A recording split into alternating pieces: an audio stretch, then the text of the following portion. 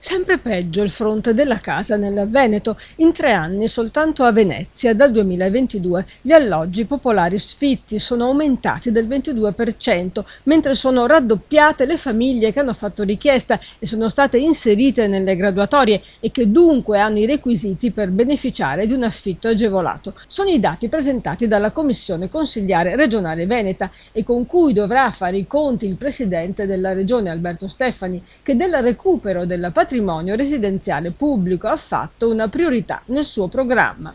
Molti alloggi sono da demolire e ricostruire ex novo ed è il motivo per cui non vengono assegnati nel momento in cui si svuotano.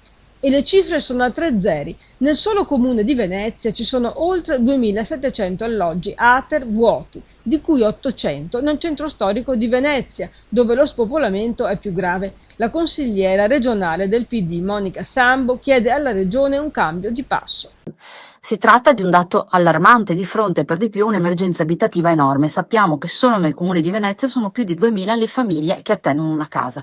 È evidente che le politiche della destra sulla casa a livello nazionale e a livello regionale e a livello comunale sono fallimentari.